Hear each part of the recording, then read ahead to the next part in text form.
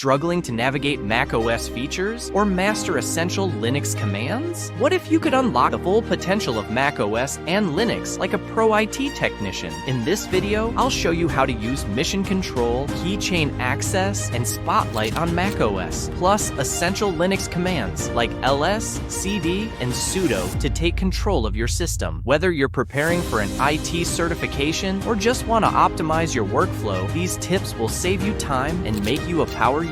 Ready to become a macOS and Linux expert? Let's dive in.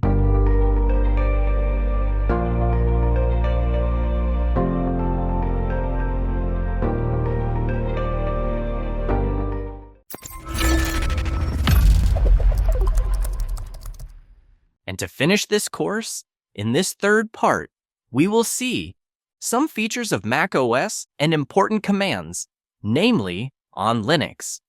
So we start by looking at the different features of macOS. And first, we're going to talk about Mission Control. Like me, you probably have a habit of opening a large number of applications. And often, it quickly becomes unmanageable because our screens are not infinite. Well, Mission Control allows you to have an overview of all open applications using the Control plus Swings key combination. In addition, you can create several office spaces in order to better organize applications using the Spaces utility, which is always available on macOS. Let's move on to the Keychain Access. It is simply an application that will manage all the passwords and security certificates that are linked to the user account. Then we have Spotlight, which is a search utility on macOS. Spotlight is interesting because it allows you to search for both files or documents, contacts, applications, information on the web, favorites. It is a very powerful search tool because it also searches inside documents, such as words in text documents, for example. It has a lot of features because it can also suggest to you places such as a nearby restaurant or even the weather. And this tool can also be used as a calculator. For example, try typing 1 plus 2 in the search bar and you'll see. Now, let's move on to the iCloud service, which allows you to store images, music, and documents on the cloud in a secure way. It is integrated into the operating system and therefore also allows the synchronization and sharing of files between several Apple devices. iCloud gives you 5 gigabytes of free storage, and beyond that, you'll need to sign up for an iCloud Plus subscription. Let's move on to the Finder, which is the equivalent of the File Explorer on Windows. Like any good file explorer, it allows you to browse disks, create new folders and files, to move them, to rename them, and to launch applications. It also allows, for example, to explore files that would be on iCloud. Let's move on to the dock, which is simply the application bar that is at the bottom of the macOS desktops. The dock contains the icons for application shortcuts, but also the icons for running applications. It offers quick access to different applications, but you can also put shortcuts for folders or your favorite applications. And finally, we're going to see Boot Camp. Boot Camp allows you to achieve what is called a dual boot. A dual boot allows you to run 2 or more OSs on a single machine. So be careful, because you won't be able to launch them at the same time. When the computer starts, a menu will offer you either to boot into macOS or Boot Camp. Well, it's in Boot Camp that you can install a Windows or a Linux depending on your needs. Now, we'll look at some Linux commands. As we have seen previously, the terminal is an essential tool for mastering Linux. The series of commands that we are going to see will seem daunting to you, because indeed the best way to understand all these commands would be to use them. So what I advise you to do is to create a Linux virtual machine, or to use a live CD, for example, on Ubuntu, and to play around with these commands a bit. You will then see that it will be much easier to understand and remember what they are used for by using them. If in real estate the golden rule is the location, well, in the world of IT, it is practice, practice, and the practice. Let's start with the man command. In fact, if there was only one command that you should remember, well, it should be this one. Because this application allows you to display a manual of each command. Any Linux user may at some point forget how to use a command. If we type, for example, man ls, then the terminal will display the manual that explains how the ls function works. And it works with all commands. Let's look at the command ls, which could be the diminutive of the word list. Indeed, this command allows you to list the folders and files in the location you are in. Let's look at an example. When you open the device, it is usually placed in the home folder of the logged-in user. For the administrator user, the terminal will open in the /home/administrator/folder. If you type the command ls, well, you will simply have the list of the contents of this folder. To go a little further, you can add the argument which allows you to display hidden files. That is, you have to type lsa. You can see the files and folders starting with a dot, which are, on Linux, hidden files. We then move on to the cd command, which allows you to navigate through the folders, and which is the acronym for change directory. If we go back to the previous example, we can type cd download to place ourselves in the download folder. As you can see before the dollar symbol, the terminal displays /downloads.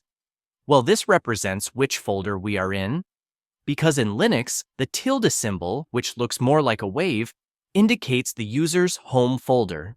So you can try typing cd tilde, which will always take you back to the home folder. It's a bit like a shortcut. Finally, one last command to know is cd ... which allows you to go up to the next folder. Let's move on to the pbbeauty command, which stands for print working directory. Well, this command simply displays the full path of the folder you are in. In the case of our download folder for the user, Lubuntu, if we enter pwd, the terminal displays /home/formip/downloads. So be careful, don't confuse the pwd command with the passwd command, which allows you to change a user's password. Then we will see the shutdown command, which, as its name suggests, allows you to turn off the machine. So here, nothing very complicated. And if you want to reboot, well, it's the reboot command that you have to enter. Next, we're going to look at 3 commands for manipulating folders and files.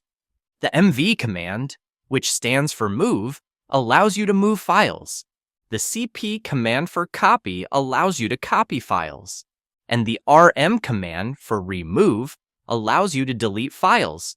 To use mv and cp, you must specify the source path and the destination path.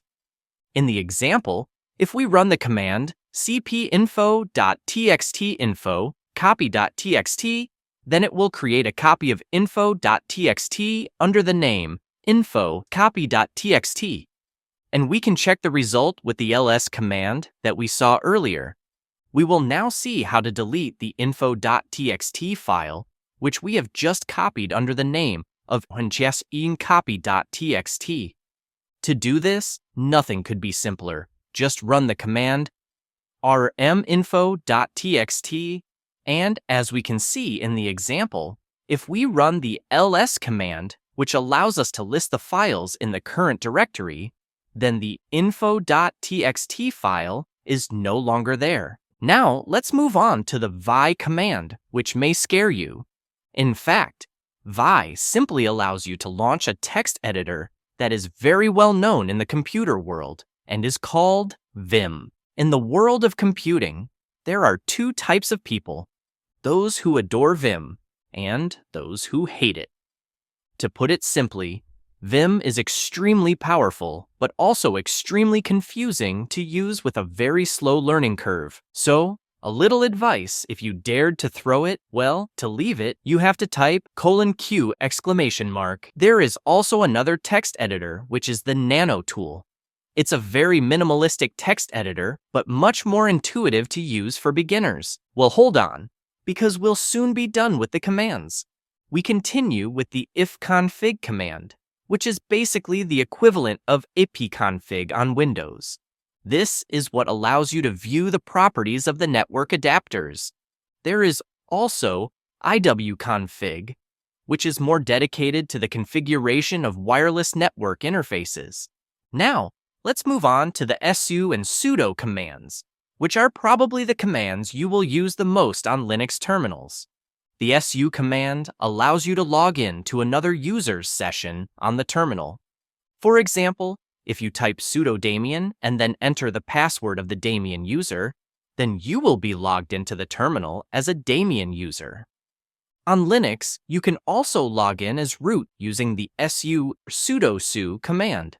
So be careful with that, because the root account has all the permissions on the system. This is why, for obvious security reasons, it is necessary to close all terminals that would be open and connected to the root account.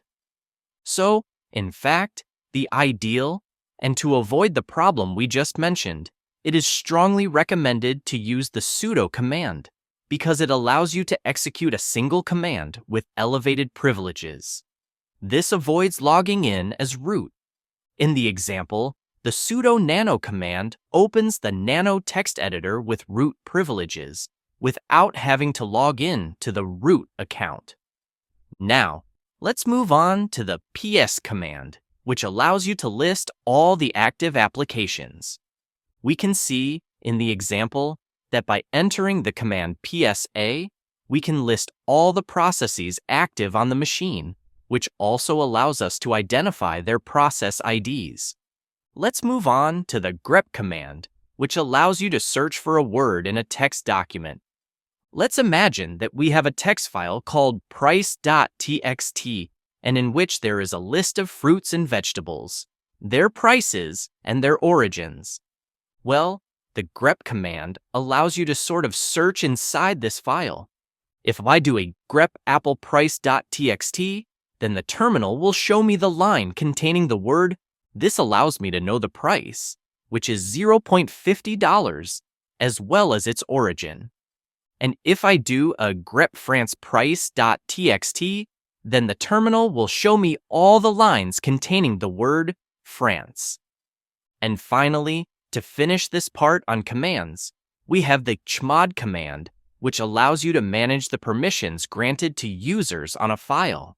So, you should know that privilege management on Linux is more the job of the system administrator. This is why we will not go into details. But for example, the chmod 777 command allows you to give read, write, and even execution permissions to all users.